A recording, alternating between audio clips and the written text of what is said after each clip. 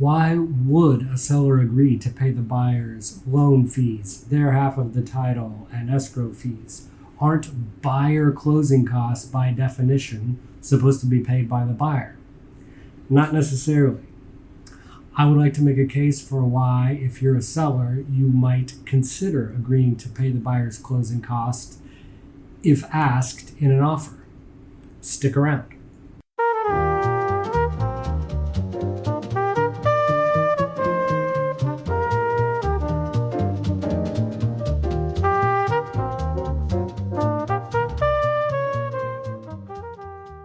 Buyers sometimes include a hidden concession on page 2 of the financing addendum.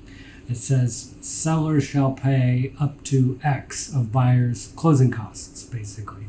Their loan fees, their title, their escrow. Sellers sometimes get insulted or offended by this one, even more than if the buyer came in with just a lower offer. But before you get your nose bent out of joint by this, try to look at it from a business standpoint and what is in your best interest as the seller. And it might be agreeing to pay those closing costs. Offers often come in asking for a concession, whether that's in the form of a price reduction or in the form of a closing cost credit like we're talking about today. Those two things are almost identical from your standpoint as a seller. You really need to look at the net offer, which is the price that's being offered minus any closing costs that seller is paying on behalf of buyer. Sometimes buyers offer over asking price for you to cover their closing costs. For example, the house might be listed for $500,000.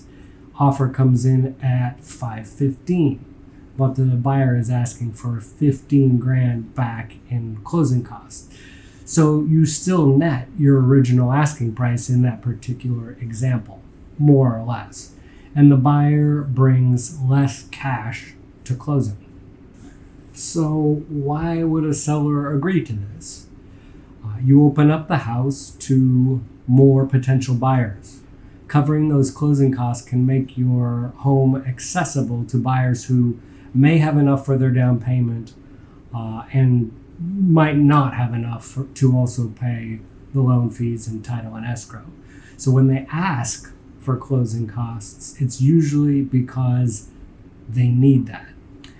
Just a cash situation. Think of it like the buyer is paying their own closing costs, but they're just wrapping them into the price so that they can finance that over 30 years.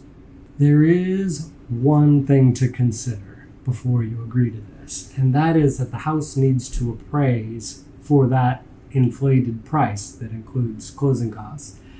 Oftentimes that's not an issue. Sometimes it's easy to find 3 comparable sales, for example, that support that higher number. You can even put it in your contract that the parties agree in advance that if the appraisal does come in low, we're going to lower the price and lower the closing costs respectively, so that you satisfy the low appraisal that way. The bottom line is saying yes to paying a buyer's closing cost is not a sign of weakness or desperation or a sign of you bending over backwards as the seller. It's just a tool that you can use as the seller to open up your home to more potential buyers and get it sold faster, especially when the market's softer. I would say just be sure to structure the deal so that the net proceeds, price minus closing cost concessions, is satisfactory to you.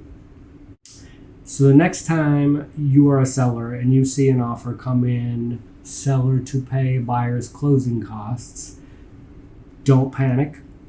It might just be exactly the win-win situation that both parties need.